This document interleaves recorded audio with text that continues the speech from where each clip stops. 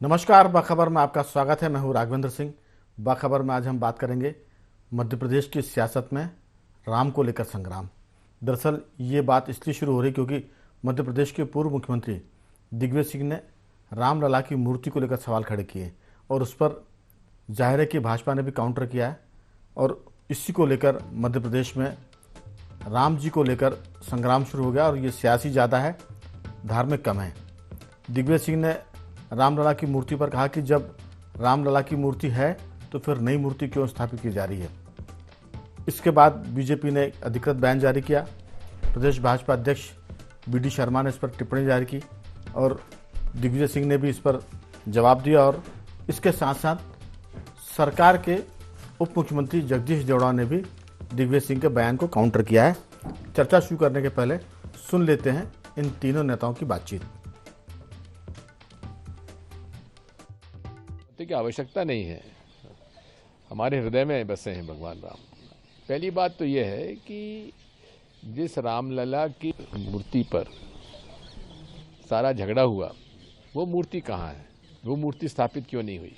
नई मूर्ति कहाँ से आ रही है? वो रामलला की मूर्ति जिस पर कि सारा झगड़ा हुआ, वो कहाँ है? इस पर हम लोग उनसे पूछना चाहते हैं कि नई मूर्ति की आवश्यकता क्या पड़ी। विष घोलने के अलावा और कोई उनके पास कुछ है नहीं, इनके कंठ में ही विष है। आज पूरा देश नहीं, पूरी दुनिया इस बात के लिए गौरवान्वित है कि 500 वर्षों के इतिहास, संघर्ष, बलिदान, आज प्रधानमंत्री नरेंद्र मोदी जी रामलला विराजमान होंगे, वहां उनकी उपस्थिति रहेगी। तो इसलिए हर बार देश के अंदर जब भी कुछ अच्छा होता है तब ये विष उगलने का काम दिग्विजय सिंह जी करते ही हैं। तो अपार उत्साह है जनता में। जहां मर्यादा पुरुषोत्तम राम का जन्म हुआ, वहां पर भव्य मंदिर का निर्माण हुआ है और वहां पूजा अर्चना होगी 22 तारीख को। तो पूरे देश में अपार उत्साह है, सब लोग जाएंगे और निमंत्रण दे रहे हैं घर घर जाकर के। तो ये तो खुशी की बात है। उनको न लेना है तो न ले, अगर नहीं जरूरत है तो कोई दिक्कत नहीं, वो जाए, स्वागत है, अभिनंदन है। तो रामलला की स्थापना और फिर आमंत्रण और दर्शन करने के लिए कौन जाएगा और कौन नहीं जाएगा, इस पर भी सियासत है। सीताराम येचुरी वामपंथी नेता हैं, उनका नाम ही सीताराम से शुरू होता है, लेकिन उन्होंने आमंत्रण मिलने के बाद रामलला के स्थापना प्राण प्रतिष्ठा समारोह में जाने से इनकार कर दिया। अब ये कौन सा धर्म है, धर्मनिरपेक्ष भारत में किस तरह की राजनीति है, इस पर देश सवाल करेगा और लोग इसके उत्तर भी देंगे। लेकिन हम यहीं से शुरू कर रहे हैं कि आखिर राम पर संग्राम क्यों हो रहा है। क्या इसका पूरा मसला वोट से जुड़ा हुआ है? क्योंकि कुछ महीने बाद ही देश में आम चुनाव होने जा रहे हैं और बीजेपी को लाभ मिलेगा, नहीं मिलेगा, फिर राम मंदिर पहुंचने पर वोट कटेंगे या जोड़ेंगे, इस पर लोग बहुत बारीकी से गुणा भाग कर रहे हैं, गणित लगा रहे हैं और पूरी राजनीति इसी पर केंद्रित हो गई है। हम इसी पर विस्तार से बात करेंगे। हमारे साथ चर्चा करने के लिए स्टूडियो में मौजूद है वरिष्ठ पत्रकार साथी श्री योगीराज योगेश जी। स्काइप पे हमारे साथ जुड़े हैं मध्य प्रदेश के वरिष्ठ पत्रकार श्री सुरेश शर्मा जी और टेलीफोन लाइन पर हमारे साथ जुड़े हैं सामाजिक सरोकार से जुड़े राम सिंह जी। सभी का बहुत बहुत स्वागत है। चर्चा की शुरुआत योगीराज जी आपके साथ कि ये जो सारा मामला है, राम मंदिर धार्मिक मामला है और इस पर धार्मिक आंदोलन भी हुए और कई साधु संतों ने लाठियां खाई, जान भी गंवाई। और इसके साथ साथ हम ये भी कह सकते हैं कि जब तक इस मंदिर के आंदोलन में राजनीति का संगम नहीं हुआ तब तक ये मंदिर निर्माण का मामला अपनी मंजिल तक नहीं पहुंच रहा था। तो जिस तरह से 1990 में भाजपा के राष्ट्रीय अध्यक्ष लालकृष्ण आडवाणी ने राम रथ यात्रा शुरू की, तब से ये मामला एक तरह से देश की सियासत का मुख्य केंद्र बन गया। अब ये पूरा मसला जो है वो पूर्ण आहुति की तरफ जा रहा है, संपन्न होने जा रहा है, संपूर्ण होने जा रहा है। इस पर लोग सवाल कर रहे हैं, आपकी राय कि इस पर वोट बढ़ेंगे कि घटेंगे, इसके खिलाफ बोलने वाले को नुकसान होगा, इसके पक्ष में जाने वाले को फायदा होगा, या इससे भारत में सनातन मजबूत होगा, धर्मनिरपेक्षता मजबूत होगी? आपकी राय। देखिए, वोट बढ़ेंगे ये तो इसी बात से तय हो गया कि भाजपा एक समय में 2 सीट थी और आज कहाँ गई। तो ये तो, और ये उसी रथ यात्रा का ही परिणाम है, उसी राम मंदिर का ही परिणाम है। सनातन निश्चित तौर पर इससे मजबूत होगा, क्योंकि सनातन की तो शाखा, सनातन राम माने सनातन, और यदि अपने आराध्य मर्यादा पुरुषोत्तम राम का मंदिर यदि बन रहा है, 500 साल पुरानी कोई समस्या सॉल्व हो रही है, और कैसी आप ये देखो, मतलब इस देश में जहाँ राम भगवान हैं, कण कण में जहाँ राम विराजमान है, और आप बताइए उनके मंदिर बनाने के लिए कितने विघ्न और बाधाएं डाली गई। भगवान को टेंट में तक विराजित होना पड़ा, 28 साल तक रामलला टेंट में बैठे रहे और सब लोग राजनीति करते रहे। जो कार सेवक बेचारे वहाँ कार सेवा करने गए, उन पर गोलियां दागी गई। राम जी टेंट में थे और दूसरे लोग महल में थे। हाँ, नहीं, इसके बावजूद भी आप देखो, ये विवाद का विषय नहीं होना चाहिए था। ये तो मतलब सर्वसम्मति से इतनी बड़ी कोर्ट की लड़ाई की इसमें कोई आवश्यकता नहीं थी, लेकिन कोई कसर नहीं छोड़ी विपक्षी दलों ने कि कैसे इस काम में अड़ंगा लगाया जाए। और निश्चित तौर पर जिनने इस काम को अपने हाथों में लिया, भारतीय जनता पार्टी, लालकृष्ण आडवाणी और भारतीय जनता पार्टी के जो लीडर हैं, उन्होंने इस काम को आगे बढ़ाया और सड़क से लेके संसद और सुप्रीम कोर्ट तक ये लड़ाई लड़ी गई। और सुप्रीम कोर्ट में कैसे कैसे तथ्य और तर्क दिए गए वो मंदिर के अगेंस्ट में, ये भी हम सबने देखा है। तो ये सब जनता भी देख रही है। तो निश्चित तौर पर इन सब का असर, जो दल इन सब के लोग राजनीति कर रहे हैं, जो राम मंदिर का विरोध कर रहे हैं, निश्चित तौर पर इनको, उन दलों को खामियाजा भुगतना पड़ेगा। और जो कांग्रेस एक समय देश पर राज करती थी, आज कहाँ के ठहर गई, इसमें एक बहुत बड़ी भूमिका राम की भी है। क्योंकि राम को आपने खिलौना समझा, राम को आपने काल्पनिक पात्र माना और प्रचारित किया, ये बताने की कोशिश की, ये भरमाने की कोशिश की। अभी भी आप देखो, अब चूंकि पूर्णाहुति का जिसका आप जिक्र कर रहे हैं, मंदिर का निर्माण, मंदिर की मूर्तियां तराशी जा रही, बनाई जा रही, और दिग्विजय सिंह जैसे लोग कह रहे हैं कि साहब इन मूर्तियों, पुरानी मूर्ति कहाँ जाएगी और ये मूर्तियाँ कौन बना रहा है। अरे सारी मूर्तियाँ गर्भगृह में विराजित होंगी, लेकिन एक अनावश्यक कंट्रोवर्सी क्रिएट करना, कोई ये कह रहा है कि साहब वो हमारे सनातन धर्म में ये व्यवस्था ही नहीं है कि पति पत्नी जब तक देव पूजा, यज्ञ, तर्पण, इन सब यज्ञ और व्रत त्यौहार उनमें मियाँ बीवी दोनों साथ होने चाहिए। क्या पता कहाँ कहाँ से कैसे कैसे तर्क लाते हैं, और इन तर्कों की आवश्यकता क्यों पड़े, किसको समझाना चाहते हैं। जिस वर्ग को ये समझाना चाहते हैं वो तो सब चीज़ समझते ही हैं। केवल 20% लोगों के चक्कर में आप अपने आराध्य को ही नहीं मान रहे। आप 80% हिंदुओं की उपेक्षा करने में आपको लाज नहीं आ रही, आपको शर्म नहीं आ रही, और आपको ये भी चिंता नहीं कि आप 400 से 40 पे आ गए, आप 40 से कहाँ पहुँचोगे, इसकी भी आपको परवाह नहीं। तो अब आप इस बात से अंदाज लगा लेंगे भगवान को ही तो भगवान नहीं मानने इनने। राजनीति में वो कहाँ जाएंगे इसका तो पता नहीं, लेकिन भारतीय या सनातन धर्म में तो पुनर्जन्म की बात भी होती है। इस जन्म के बाद अगले जन्म में क्या होगा, इस पर भी लोग चिंता करें या ना करें वो उनकी बात है। लेकिन अगर वो कहते हैं कि हम सनातनी हैं, हम हिंदू हैं, तो हिंदू में तो पुनर्जन्म भी है और राम जी भी हैं।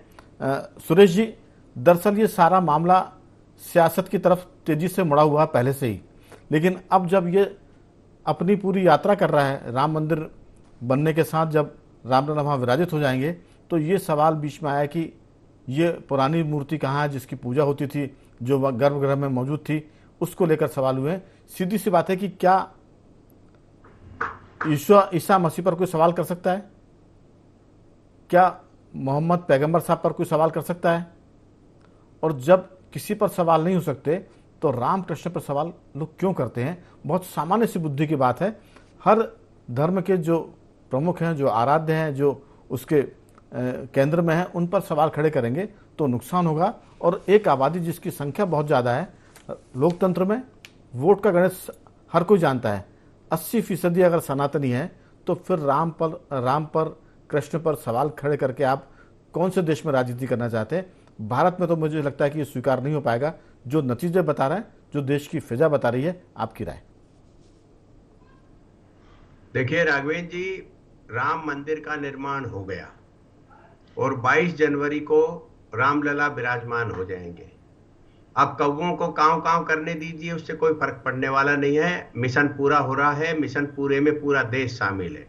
वे राजनीतिक पार्टियां रो रही हैं, वो नेता रो रहे हैं जिनका जनाधार खत्म हो रहा है। यदि उसमें दिग्विजय सिंह जी जैसे नेता कांव कांव कर रहे हैं तो उनका ये स्वभाव बन गया है। वो क्यों कर रहे हैं, आज तक उनकी बात को कोई समझ नहीं पा रहा। हो सकता है वो कांग्रेस को समाप्ति की ओर ले जाने के अपने मिशन में लगे हुए हैं, और अब जब इतनी स्थिति हो गई तो उसको और ज्यादा आगे ले जाना चाहते हो, ये कि बिल्कुल ही एकदम से 48 से भी नीचे आ जाए, 40 से भी नीचे आ जाए। जहां तक राम मंदिर का प्रश्न है, भगवान श्री राम की मूर्ति का प्रश्न है, तो वो हमारा आस्था का केंद्र है। जो हमें सामने दिखाई देगा हम उस पर हाथ जोड़ करके उसे अपना विग्रह मानेंगे, भगवान मानेंगे, और भगवान मान करके उसे नमन करेंगे। अब ये जो यदि ज्यादा ही इस पर राजनीतिक विवाद करने की बजाय धार्मिक विवाद की स्थिति बनती है तो ये विषय धर्माचारियों का है, तो राजनेताओं का विषय नहीं है। ये तो धर्माचारी अपना विषय अपने आप निपटा लेंगे, उसमें राजनेताओं को कूदने की क्या जरूरत है। सबको मालूम है, सब चीजें जानते हैं लोग कि जब भी नया मंदिर बनता है, नई प्राण प्रतिष्ठा होती है, नई मूर्ति स्थापित की जाती है। हमने अनेकों मंदिरों में देखा है, केवल जो स्वयंभू हैं, यानी जैसे शिवलिंग है या जो जमीन से उपजे हुए देवताएं हैं, उनके बारे में इतना सवाल उठता है कि वो जो है उनकी पुरानी प्राण प्रतिष्ठा, पुरानी मूर्ति यथावत रखी जाए मंदिरों में। बाकी के लिए ये सब नियम लागू ही नहीं होते। सामान्य आदमी समझता है, मैं तो ब्राह्मण परिवार में जन्मा हूं, तो इसलिए ये सारी बातें करना अलग है। मैं समझता हूं कि ये दिग्विजय सिंह जी ऐसा क्यों कह रहे हैं, आप भी समझते हैं क्यों कह रहे हैं, क्योंकि जो बातें हैं वो एक नया विवाद मध्य प्रदेश में पैदा करने की कोशिश कर रहे हैं। मुझे लगता है इसकी जरूरत नहीं है, और वो जिस प्रकार की अपनी विद्वत्ता बता रहे हैं उस प्रकार की विद्वत्ता विध्वंस की ओर जाएगी, और उन्हें, मुझे लगता है कि उन जैसे पुराने राजनेताओं को इस तरह की राजनीति से बचना चाहिए। जहां तक 22 जनवरी वाली बात है, तो 22 जनवरी के लिए इस देश में जो उत्साह का वातावरण है उसका राजनीतिक लाभ होगा या नहीं होगा, ये सवाल तो ये है कि इस देश के अंदर सनातन की स्थापना के, पुनरुत्थान के और सांस्कृतिक अभ्युदय का ये दौर है। इस दौर को लंबे समय के बाद हम देख रहे हैं। आप मध्य प्रदेश के हैं, हम सब, योगीराज जी मध्य प्रदेश के हैं, हम सब लोगों ने ये अच्छे से देखा है कि अहिल्याबाई होलकर ने राज्यों इसी प्रकार से मंदिरों का निर्माण कराया था। वो एक युग था। उसके बाद जो है सनातन को नीचा दिखाने वाले तत्वों का बोझ हुआ, वजन बढ़ा उनका, और उन्होंने, मुगलों का आतंक आया और उन्होंने जिस प्रकार की व्यवस्थाएं अब जो जिसको मनमानियां कह सकते हैं वो पैदा की, उसको फिर से पुनर्स्थापित करने का ये दौर चल रहा है। यहाँ योगी और मोदी का नाम लेने की आवश्यकता नहीं है, बिना नाम लिए सब लोग समझ रहे हैं कि सनातन को पुनर्स्थापित करने का काम जो आदरणीय शंकराचार्य महाराज को करना चाहिए था, उन्हीं को आगे बढ़ाते हुए इस समय जो हो रहा है वो भारत के लिए गौरवशाली क्षण है। पूरा विश्व इसको देख रहा है और इसके बारे में केवल जय जयकार करने का समय है। जो लोग सनातन को नहीं समझते, सनातन की वैज्ञानिक व्यवस्थाओं को नहीं समझते, वो कांव कांव कर रहे हैं। मैं फिर से बोल रहा हूं इस बात को, उनको आप करने दीजिए। ठीक है, हमारे लिए अच्छी खबर बन जाएगी, अच्छी डिबेट हो जाएगी, लेकिन जो वास्तविकता है वो ये है कि इस संसार में आप देखिए, एक जमाना ऐसा था कि हिंदू समाज की या सनातन संस्कृति की विदेशों में कम धूम होती थी। आज आप देख लिए, शबनम सनातनी चलती हैं तो पूरे देश में एक संदेश जाता है कि मुस्लिम समाज ये मानता है। आज इस बात की डिबेट शुरू हो गई है कि हमारा डीएनए 5 पीढ़ियों पहले तो सनातनी ही था। ये बातें उठने लग गई, यानी कौन इस तरह की बातें करता था। विदेशों में जो है आप कृष्ण भक्तों को देखिए, हरे रामा हरे कृष्णा की मुहिम देखिए, लोग जो है हिंदू समाज को स्वीकार कर रहे हैं, सनातन धर्म को स्वीकार कर रहे हैं। आप अन्य देशों में देख लीजिए, बांग्लादेश के अनेकों लोग, रोजाना हिंदुस्तान में आप देख लीजिए 200-400-500 परिवार वो हैं जो पुनर्वापसी घर वापसी कर रहे हैं। तो एक माहौल बना हुआ है और इस माहौल में काम हो रही तो होने दीजिए। सुरेश जी, दरअसल माहौल की बात नहीं है, मैं लौटूंगा आपके पास कि किसी भी धर्म के, चाहे वो हिंदू हो, मुसलमान हो, ईसाई हो, अगर उनके आराध्य पर कोई सवाल खड़े करेगा तो किसी को अच्छा नहीं लगेगा। अलग बात है कि कोई इसको चुपचाप से सुन लेता है और कोई इस पर रिएक्शन दे देता है। तो हम इसी पर बात कर रहे हैं कि आखिर राम को लेकर जो संग्राम है उससे देश की सियासत करने वाली पार्टियां अगर अपना नफा नुकसान देखेगी तो वो क्या नफे में रह सकती हैं, इस पर विवाद पैदा करके या विवाद को ख़त्म करके इसको फायदे की तरफ लेकर जा सकती हैं। ये नफे नुकसान की हम बात कर रहे हैं, इस पर मैं दूसरे दौर की बातचीत में आपसे पूछूंगा। हमारे साथ रमेश सिंह जी भी हैं। रमेश सिंह जी, दरअसल प्राण प्रतिष्ठा, राम मंदिर का बनना, सुप्रीम कोर्ट का फैसला, ये अपनी जगह है, लेकिन इसके बाद देश में जो माहौल हो रहा है, जाहिर है कि बीजेपी ने इस पूरे मामले की अगुवाई की थी, तो वो इसका लाभ भी लेगी, क्योंकि उसने नुकसान भी लिया था, लाठी भी खाई थी, गोली भी खाई थी उनके कार्यकर्ताओं ने।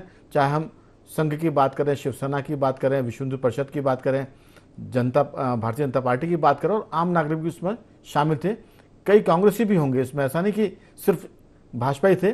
तो सीधी सी बात है कि जब ये मामला पूर्णता की तरफ जा रहा है, इसमें कोई कितना भी विवाद करने की कोशिश करेगा तो उसको भारतीय राजनीति में नुकसान ज़्यादा होगा, फायदा कम होगा, क्योंकि जब सुप्रीम कोर्ट ने मान लिया, कई तरह के छन्ने इसमें लग चुके हैं, विद्वानों ने बता दिया, इतिहास ने बता दिया, पुराणों ने बता दिया, न्यायालय ने बता दिया, फिर कोई दिक्कत नहीं आनी चाहिए। आपकी राय क्या सोचते हैं? राघवेंद्र जी, मुद्दा दिग्विजय सिंह के बयान पे उठा था, तो मैं ये समझ नहीं पा रहा कि दिग्विजय सिंह का एक कंफ्यूजन है, या दिग्विजय सिंह का ये हिंदू विरोध है, या दिग्विजय सिंह का ये मुस्लिम तुष्टीकरण है, या दिग्विजय सिंह का ये मतलब दिग्विजय सिंह सठिया गए है। ये राम जन्मभूमि विवाद मूर्ति का विवाद था ही नहीं। ये भारत की सनातन संस्कृति जिसकी विरासत को मुगलों ने धराशायी कर दिया था, ध्वस्त कर दिया था, उसके पुनर्जागरण और उसकी पुनर्स्थापना का विषय है। इसमें मूर्ति कहीं से कहीं तक नहीं है। मूर्ति तो वो 1947 के आसपास रखी गई थी, इसके पहले तो पता ही नहीं मूर्ति कौन सी थी, तो ये मूर्ति का विवाद नहीं है। अब मैं आपको एक बात बताऊं, इतिहास गवाह है कि जब किसी कौम को खत्म करना हो तो उसको आपको दो तरीके से खत्म होती है। आप जेनोसाइड तो कर नहीं सकते। सबसे पहला तो है कि उसकी जो सांस्कृतिक विरासत है, जिसमें उसकी जड़ें जमी हुई है उस कौम की, जो कोई भी किसी भी कौम की जो संस्कृति होती है, वो उस कौम के मनोबल को, उस कौम के मनोविज्ञान को, उस कौम के आत्मगौरव को, प्राणों का संचार करती है संस्कृति। आप उसकी संस्कृति को नष्ट कर दीजिए। दूसरा काम होता है कि आप उस कौम की औरतों को पकड़ पकड़ के उनकी इज्जत लूटिए, उनका शीलहरण कीजिए। ये दो काम करने से किसी कौम के धराशायी होने में देर नहीं लगती। तो मुगलों ने हमारे साथ यही किया था, हमारी औरतों के साथ। रमेश जी, दरअसल भारत तो हिंदुओं का स्थान है, ये कहीं से आए नहीं है, इनकी तो जड़ें यहीं पर हैं। अब ये यहाँ से उखड़ कर कहाँ जाएंगे? इसलिए यहाँ से इनके उखड़ने का प्रश्न नहीं है।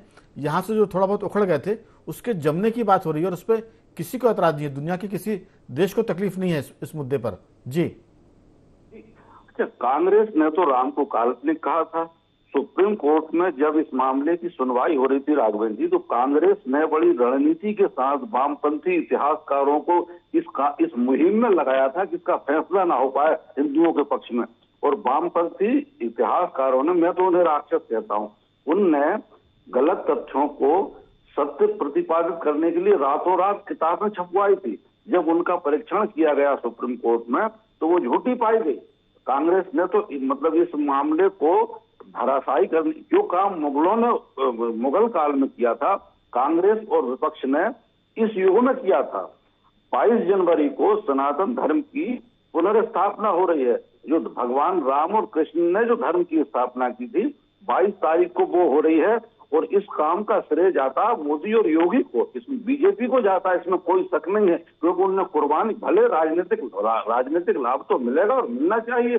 जब धर्म की स्थापना कर रहे हैं तो क्यों ना वो मिलना चाहिए।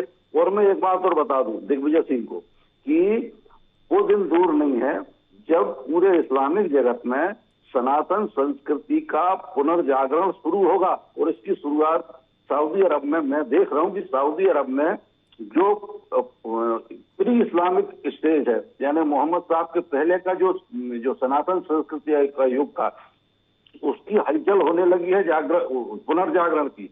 और इस पे अभी वहां के जो मोहम्मद बिन सलमान है, उनकी तरफ से इसकी चर्चा छेड़ी गई। जैसे अपन तालाब में पत्थर फेंकते हैं ना, कंकड़ फेंकते, तरंगे उठती, ऐसी तरंगे उठना शुरू हुई है। और वो दिन दूर नहीं। मैं आपको बताऊं, मेरी कुछ मुस्लिमों से, सऊदी अरब और तुर्की के मुसलमानों से बात हुई थी, तो उन्होंने कहा था कि अरब जगत में आज भी उन देवियों की पूजा की जाती है घर में चुपचाप, बाहर की नहीं करते, उनको जान से मारने का डर रहता है। तो वो जिस संस्कृति को यहाँ दबाने के लिए ये अपनी से लेकर सर तक की ताकत लगाने के लिए ताकत लगा रहे हैं। वो चीज तो अब सऊदी अरब से शुरू होने वाली है। एक बार सऊदी अरब में सनातन संस्कृति का विस्फोट हुआ तो पूरा इस्लामिक जगत टुकड़े टुकड़े हो जाएगा। फिर ये मतलब तालियां बजाएंगे वो एक थर्ड जेंडर जैसी। इसके अलावा इनके पास और कुछ नहीं होगा। चलिए, वो भविष्य में दुनिया में क्या होगा इसका तो हमें अंदाज नहीं है, उस पर हम बात भी नहीं करना चाहते। हम तो सिर्फ इस पर फोकस कर रहे हैं कि अगर सनातन धर्म भारत में है, उसकी जड़ें भारत में है, तो यहाँ से उखाड़कर आप उसे कहाँ फेंकेंगे। इसलिए इसकी दोबारा पुनर्स्थापना हो रही है। योगीराज जी, सीधी सी बात है कि बीजेपी की अगर लाभ हानि की बात करें तो बीजेपी ने राम जन्मभूमि के आंदोलन में अपनी सरकार कुर्बान की थी। जब बाबरी ढांचा गिरा था उसके बाद आप देखिए कि मध्य प्रदेश, राजस्थान और हिमाचल में जो सरकार थी भाजपा की वो बर्खास्त कर दी गई थी। तो उसने वो नुकसान भी उठाया, तो जाहिर है कि जो नुकसान उठाएगा उसको स्वतः लाभ भी मिलेगा। तो ये लाभ हानि का जो खेल है वो अपनी जगह है, लेकिन इसको विवाद में डालकर लोग नुकसान करेंगे, लाभ नहीं हो पाया, क्योंकि 80% जो वोट है वो कहीं ना कहीं इस बात को देख रहा है, सुन रहा है कि कौन इस मामले में क्या लाइन ले रहा है और क्या स्टैंड ले रहा है। आपकी राय? असल में है क्या राघवेंद्र जी, विपक्ष, समूचा विपक्ष इस मसले को राजनीतिक चश्मे से ही देखता है। और अब आप ये देखिए कि कांग्रेस जो है वो रेस से ही बाहर है, चुनावी रेस से बाहर हो चुकी है वो, और उनका टारगेट सत्ता में आना सोच ही नहीं सकते, कल्पना ही नहीं कर सकते सत्ता में वापसी की। वो उनका टारगेट क्या है, 40, 50, 55 सीटें जाएं तो हमें विपक्ष के नेता की कुर्सी मिल जाए। तो उनका सीमित सोच वहीं तक है, और इसलिए वो जानबूझ करके अपने उस वोट बैंक में सेंध नहीं लगाने देना चाहते, उस वोट बैंक को बरकरार रखना चाहते हैं जो 20% का वोट बैंक है। इसलिए वो खुलकर सनातन की आलोचना करते हैं, क्योंकि उनको पता है हमें 40, 50, 60 सीट से ज़्यादा मिलने वाली नहीं। लेकिन ये इस बात का अंदाज़ा नहीं लगा पा रहे तो वो 20% वोट तो मुस्लिम लीग के लिए हुआ करता था कभी, तो कांग्रेस मुस्लिम लीग तो है नहीं। मुस्लिम लीग जो चाह रही है वही तो कांग्रेस कर रही है। अभी भी ये जो निमंत्रण कार्ड जब बांटे गए, केरल में मुस्लिम लीग ने इसका विरोध किया कि कांग्रेस को समारोह में नहीं जाना चाहिए, और आप देखिए कांग्रेस का कोई नेता इस बात के लिए तैयार नहीं हुआ। सिर्फ एक हिमाचल प्रदेश के मुख्यमंत्री ने कहा था सुखून है कि मैं जाऊंगा यदि मुझे निमंत्रण मिला। तो आपकी लाइन ही अलग है, आपको इस बात की चिंता ही नहीं कि हम कहाँ खड़े हैं।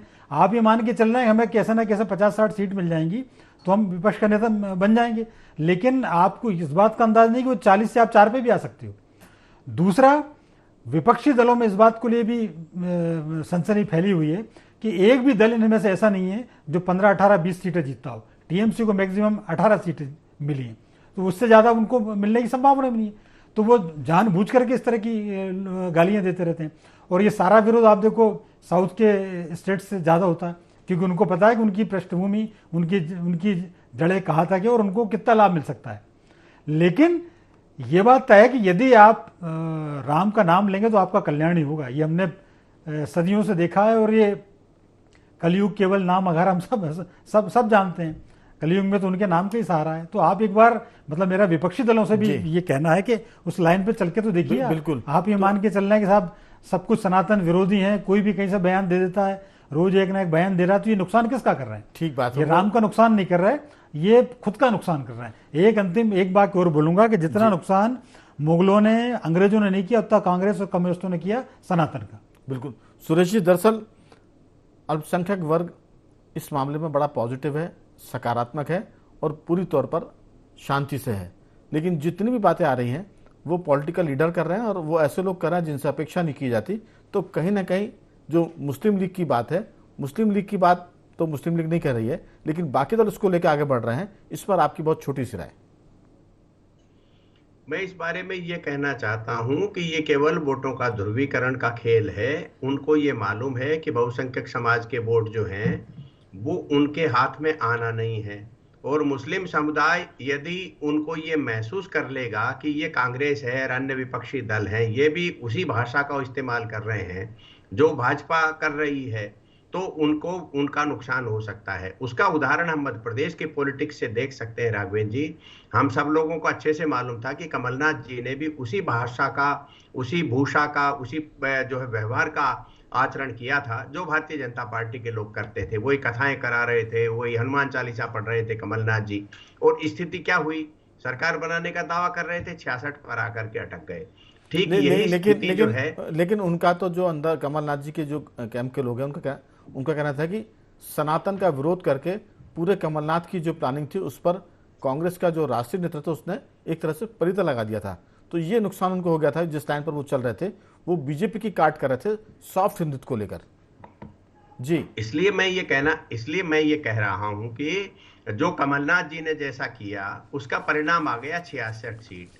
अभी जो ये दोहरी नाव पर सवार होकर के केंद्रीय नेतृत्व दिग्विजय सिंह और अन्य जो विपक्षी दल हैं दक्षिण भारत वाले जो सनातन की आलोचना कर रहे हैं, ये सारे के सारे लोग वही स्थिति निर्मित करते हैं कि भाजपा के प्रति एक तरफा वातावरण बन जाएगा। आप ये देखिए, जिस राजनीतिक पार्टी का अध्यक्ष ये कह रहा हो कि मोदी की सरकार बनने का मतलब सनातन ताकतवर हो जाएगा, इसका अभिप्राय ये है कि आप राजनीतिक पार्टी चला रहे हैं या कोई धार्मिक संस्था चला रहे हैं। बिल्कुल। आप क्या अपने आप को जो है मुगलों का वंशज मानते हैं क्या, कि जो सनातन के शक्तिशाली होने पर आपको डर लग रहा है? उन वक्तव्यों का तो उनको राजनीतिक नुकसान नफा जो है वो पार्टी महसूस कर रही है, और वो जिस तरह से समय के लिए भी जी वो चीजें, राघवेंद्र जी ये बात सही है कि एक वाक्य जो है वो एक बार में ही निपट जाएगा, ऐसा नहीं है। हर बार वो वाक्य उठेगा और उस वाक्य से, क्योंकि आज जब सनातन जागृति बिल्कुल सूरज जी समय की कमी है। जी रमेश जी आपकी अंतिम टिप्पणी इस पर बहुत छोटी सी। राघवेंद्र जी मैं तो ये कहता हूँ 22 जनवरी के बाद पूरा देश राममय हो जाएगा। आज उसकी आहट इनको कांग्रेसियों को तो समझ में आ रही है कि 22 तारीख के बाद इस देश में राम की आंधी चलेगी, पूरा देश राममय होगा, पूरे देश में दिवाली मनेगी जैसे भगवान राम के आगमन पे अयोध्या में हुआ था, और राम की ऐसी आंधी चलेगी जिसका चुनाव भी बहुत नजदीक है। उस आंधी में चुनाव हो जाएंगे, इसलिए रो रहे सब। चलिए देखिए, चुनाव हो रहा है वो अपनी जगह है, लेकिन ये मामला धार्मिक है और हमारा कहना है कि इसको राजनीति से दूर रखने की जितनी कोशिश हो उतना ज़्यादा अच्छा। मैं तीनों मेहमानों का धन्यवाद करूँगा। रमेश जी आपका साधुवाद, सुरेश जी आपका बहुत धन्यवाद, और योगीराज जी आपका भी बहुत बहुत धन्यवाद कि आपने चर्चा में हिस्सा लिया। तो बखबर में सिर्फ इतना ही। बने रहिए हमारे साथ और देखते रहिए IND24।